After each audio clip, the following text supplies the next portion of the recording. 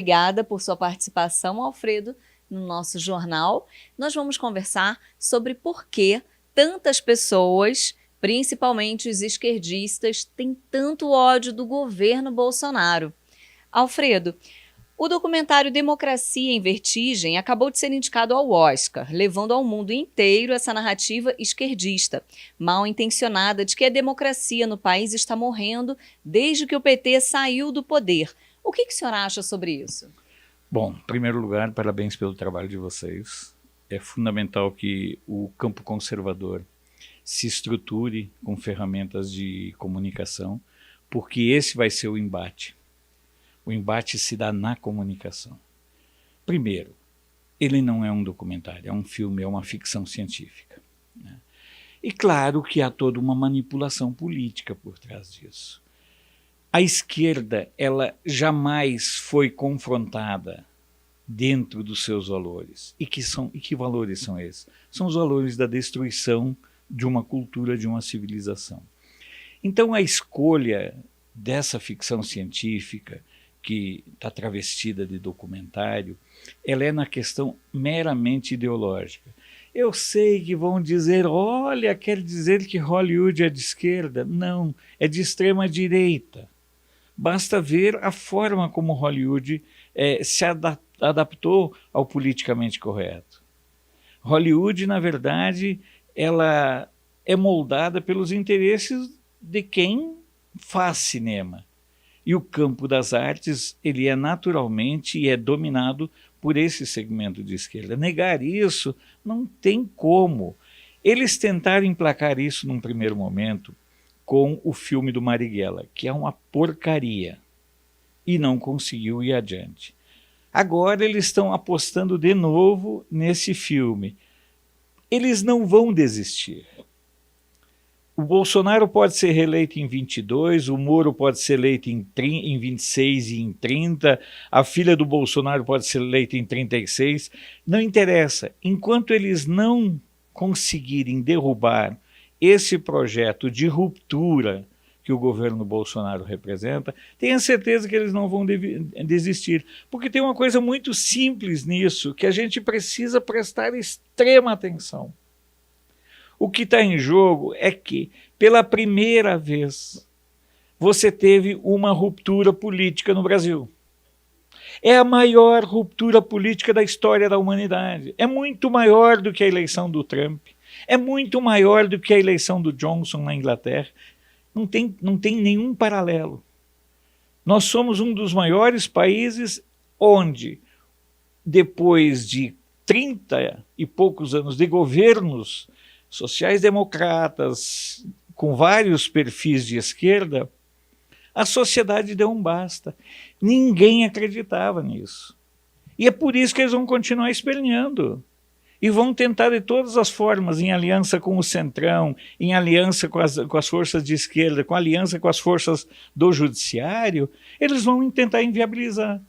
A guerra ideológica que esse filme representa, que essa ficção científica representa, ela é parte de uma estratégia.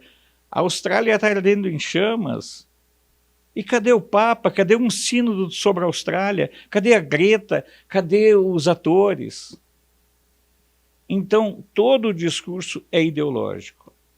E no caso desse filme, a opção foi claramente ideológica.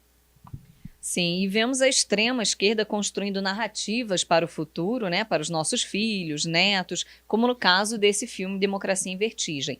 O que a direita deve fazer nessa guerra cultural?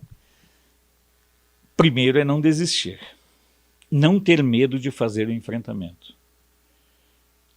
Nós temos uma realidade nova. Até 2010, ninguém falava em direita no Brasil. Nada. Ninguém falava. Não existia direita. O pensamento de direita é uma coisa nova dentro do Brasil. Porque nem mesmo os militares, durante os seus governos, tiveram preocupação em formular um pensamento de direita. Abandonaram as universidades. Eu entrei na PUC em 1979. De todos os professores que eu tive dos 4 anos, só um era de direita. O saudoso professor irmão Mainar Long. Os outros todos eram de esquerda. Ou seja, nós temos que fazer esse enfrentamento. E como nós temos que fazer esse enfrentamento? Sendo conservadores. E o que significa basicamente ser conservador? É defender os valores nos quais nós acreditamos, é conservar a família, é conservar os valores judaico-cristãos, é conservar o Brasil para os brasileiros, é conservar a dignidade.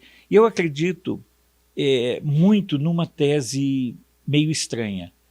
Essa geração que está vindo aí, a mais nova, esses que estão com 10, 12 anos, eles são mais conservadores do que foi a minha geração.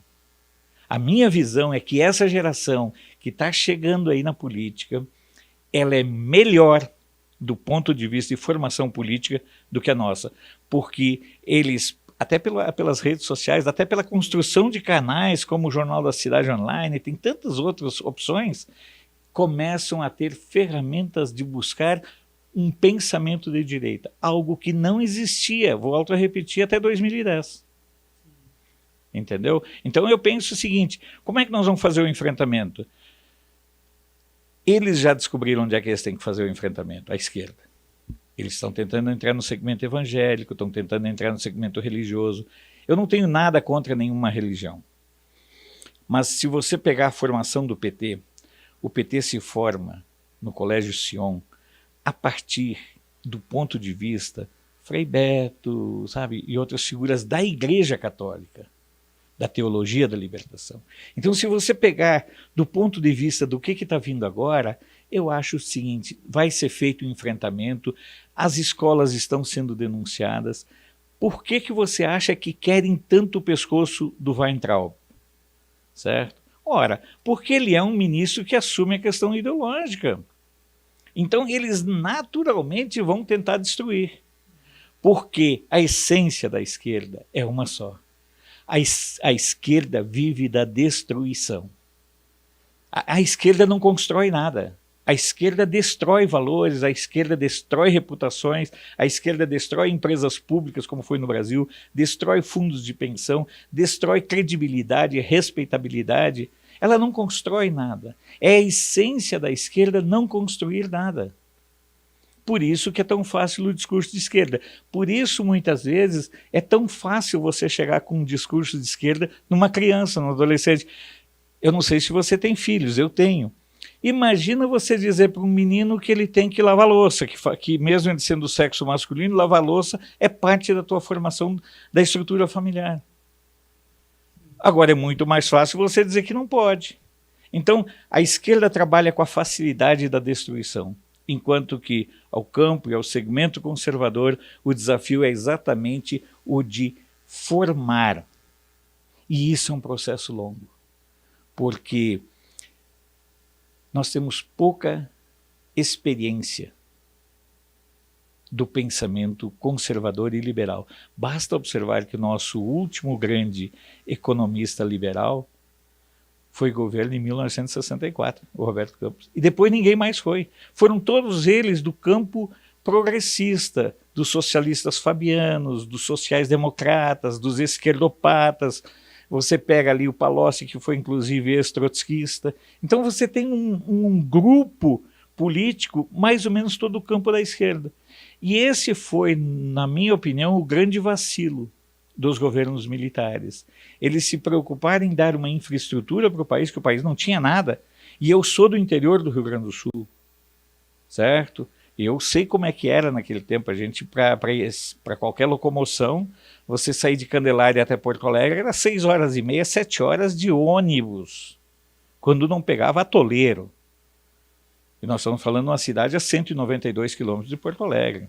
Então, é muito difícil. E os militares trataram de fazer isso. E deixaram de lado a academia, e deixaram de lado a escola, e deixaram de lado a parte da formação das pessoas. Deixaram as televisões andar soltas. Ah, você quer o controle social? Não. Eu quero responsabilidade social dos meios de comunicação. E isso foi sendo deixado de lado e, por consequência, o que aconteceu foi que não teve como prosperar nenhum processo de educação dessas nossas gerações. Por isso eu te digo, eu confio muito que essas gerações novas que estão vindo aí, elas são muito mais qualificadas do que nós.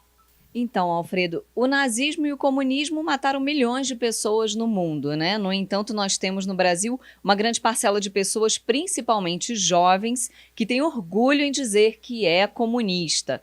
Se o nazismo é proibido, por que o comunismo não deveria ser criminalizado também no Brasil?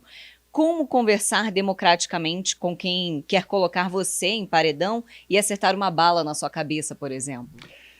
Olha, pensa numa questão delicada, interessante, importante e fundamental. O Brasil precisa equiparar urgentemente o nazismo ao comunismo, ou o comunismo ao nazismo. Ah, não, mas o comunismo é um sistema econômico. Econômico e matou quantos? Só na China, entre 70 e 100 milhões. Só na China. A fome na Ucrânia, Holodomor. O horror que foi. E aí vem aquela expressão que comunista come criancinha. Porque quando as pessoas morriam, os próprios parentes comiam.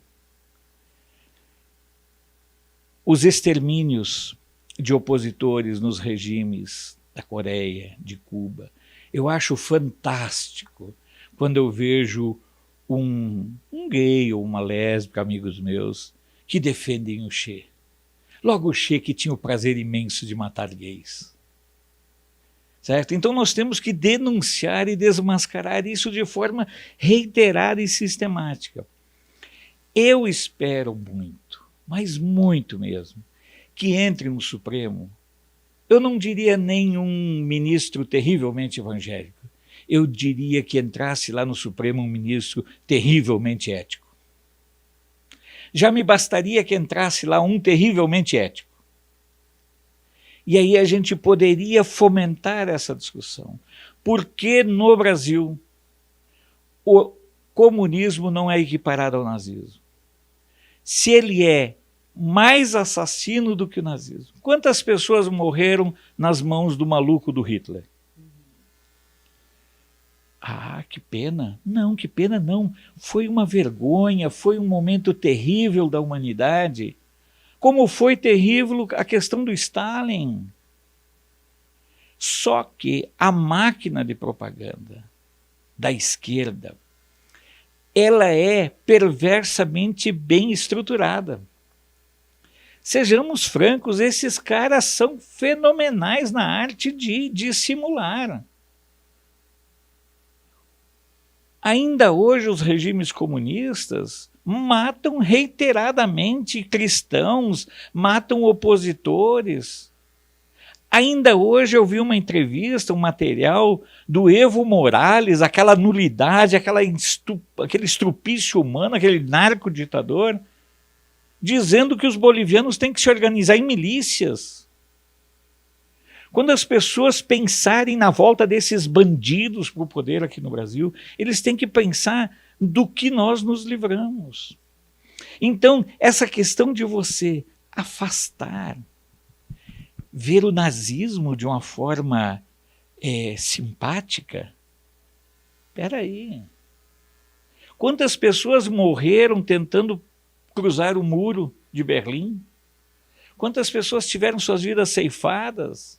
Então, é hora sim de nós assumirmos essa discussão de que precisamos urgentemente equiparar o nazismo e o comunismo na mesma escala de monstruosidades, de regimes monstros, e proibir que partidos comunistas e de viés comunistas funcionem no Brasil, proibir a disseminação de material.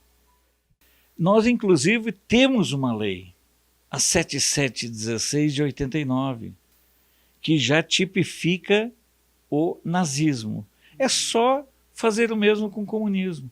Não precisa inventar nada.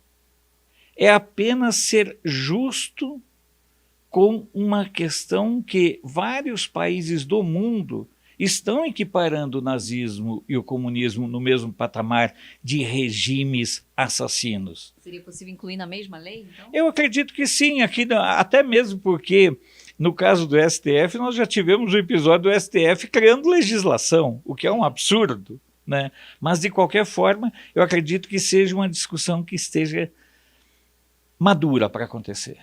Vai dar muita gritaria, vai ter muita gente braba, mas tem que ser feita. Sim. Irã é um país que não respeita os direitos humanos, né? Que persegue cristãos, onde as mulheres são apedrejadas, que apoia abertamente grupos terroristas e já prometeu várias vezes varrer Israel do mapa. No entanto, nesse episódio com os Estados Unidos, vimos parte da grande mídia feminista e grupos de esquerda defendendo o Irã. Como justificar tamanha hipocrisia? O ódio ao cristianismo. É simples. Eles usam aquela coisa bem infantil. O inimigo, o amigo do meu, o inimigo do meu inimigo vira amigo. Quer dizer, o que eles querem? Se o Irã se prontifica a destruir o Estado de Israel, não tem problema. Se o Irã se prontifica a destruir a cultura judaico-cristã, não tem problema, a gente está junto. Eu acho de um absurdo, eu acho de uma estupidez, eu acho de uma barbárie, eu não tenho... as palavras seriam proibidas, mas é uma realidade que a gente precisa, é uma insanidade. Você deve saber dos relatos da violência que acontece contra as meninas de 7 anos, que são obrigadas a casar, e que morrem, muitas vezes na lua de mel. E as feministas vão lá e apoiam isso, porque na verdade elas não estão apoiando o Irã, elas querem a destruição da cultura judaico-cristã. O mesmo acontece em relação aos homossexuais. O Irã enforca homossexual direto. E manda o Jean Willis para lá, manda fazer uma passeata gay. Eu tenho um amigo meu muçulmano em São Paulo, e eu fico sempre brincando com ele. Olha aí a passeata, vamos fazer uma passeata? Não vão. Pede para o pessoal do Porta dos Fundos fazer uma sátira, uma paródia sobre Maomé. O Salman Rushdie, vive ainda hoje na Inglaterra, autor dos versos satânicos, ele é um condenado. Ele é um homem morto que anda pelas ruas. O Charlie Hebdo fez uma charge, os caras destruíram. Quer dizer, teria que a gente analisar do ponto de vista da psiquiatria a cabeça de um esquerdista. Porque é uma cabeça tão doentia, é uma cabeça tão cheia de contradições, que você não pode discutir a sanidade do que a esquerda pensa e defende, do ponto de vista daquilo que eu acredito, do ponto de vista que a maioria do povo brasileiro acredita. Por quê? Porque eles querem varrer Israel do mapa. Não vão varrer. Não vão varrer jamais. Já levaram tantas surras nas batalhas desde 1949. Às vezes me dá a impressão que tem grupos de árabes que gostam de apanhar. Entram na guerra sabendo que vão perder. Israel não vai ser varrida do mapa. O que precisa a mídia brasileira parar de ser canalha? Houve intensa comemoração no Oriente Médio com a morte de Soleimani. Intensa. Basta observar como está sendo a questão das manifestações lá. Nas últimas manifestações, milhares de iranianos foram mortos a mando de Soleimani. Sem ele, as pessoas estão readquirindo coragem. Eu não acredito, sinceramente, que o regime dos ayatolás caia.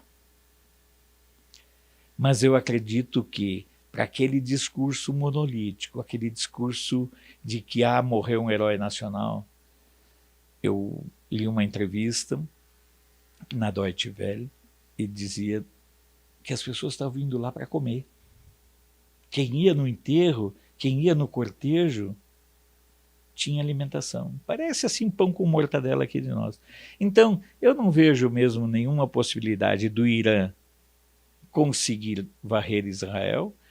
Fico com muito sentido pelo fato de que as feministas, feminazi, os movimentos LGBT não se dão conta de que lembram a música do Lupicínio e do Rodrigues, né? Eles vão ao inferno na busca de luz, certo? Então é uma coisa muito, muito perigosa, porque isso também passa pela manipulação da informação. A extrema-esquerda, o centrão fisiológico e parte da grande mídia parecem fazer parte de um só grupo, né? Como até o senhor estava explicando, e com o objetivo claro: destruir a economia, gerar desgastes entre os ministros e derrubar o presidente Bolsonaro. O senhor, acredito, né, acredita nisso também, né? Mas qual é o objetivo disso tudo? Olha, veja bem, é bom sempre fazer um resgate histórico rápido. O Centrão surge no governo do Sarney. Quando eu começo, toma lá da cá, eu era assessor técnico da Constituinte. Aí, para aumentar o mandato, ele foi cedendo ministérios. Depois você teve o governo do Collor, que foi um governo meio maluco, mas que ele não negociou. E quando ele tentou negociar via Jorge Bornhausen, já era tarde. Aí entra uma fase que eu digo assim, que é uma bola de neve.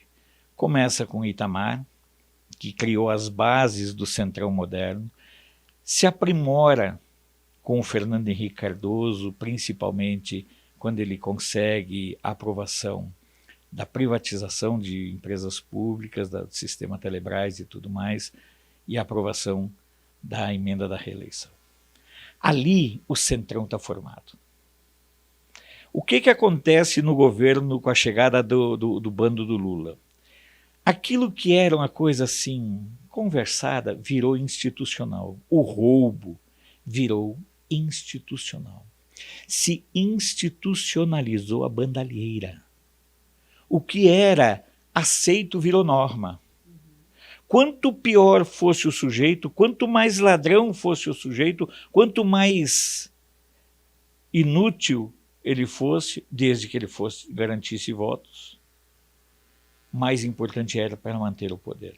Eu lembro que eu fiz uma entrevista com José Genuíno em 2003, 2004, no edifício Varig, que era onde era a sede do PT, quando o PT ainda estava começando a roubar, e ele me disse o seguinte: um dia, quando souberem o que nós pagamos para garantir a governabilidade, nós não seremos perdoados.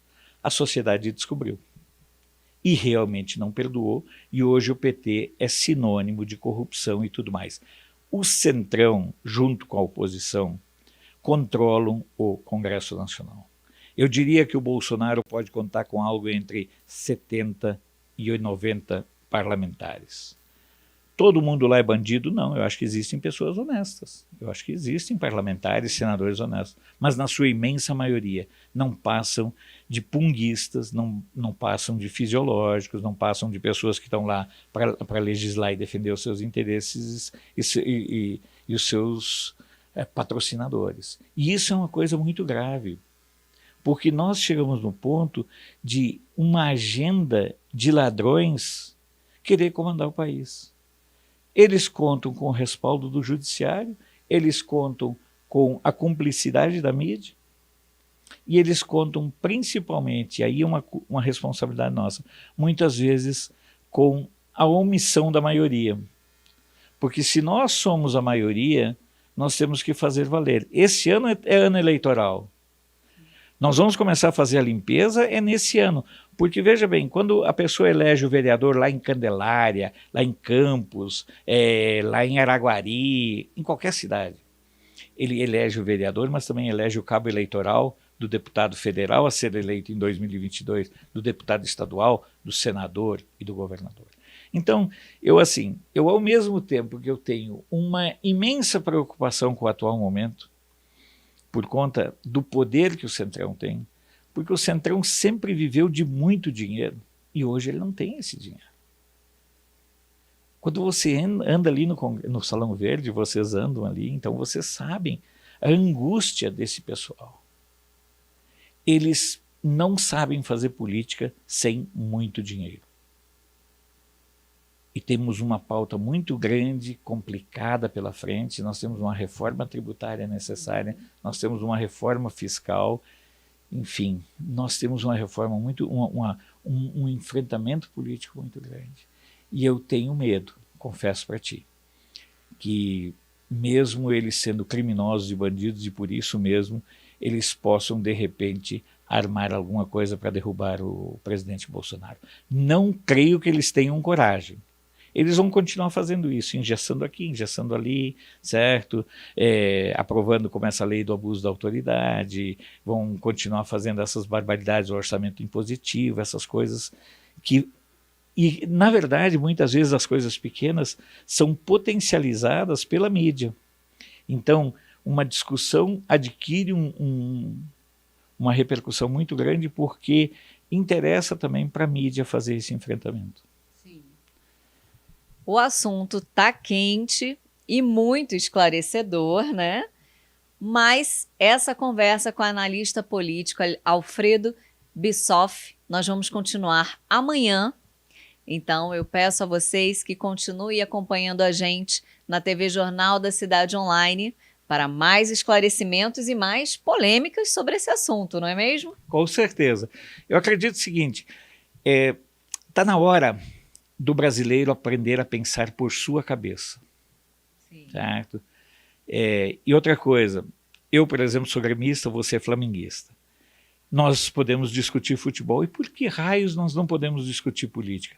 Política é coisa assim para ser discutida em mesa de bar, na padaria, na porta da igreja, até em velório. Nós temos que... A gente discute futebol até em velório. Com certeza. Então, enquanto nós continuarmos achando que não podemos discutir política, na verdade, nós estamos deixando que eles continuem mandando na política. Então, vamos continuar discutindo sobre política amanhã na TV Jornal da Cidade Online. Nós esperamos vocês.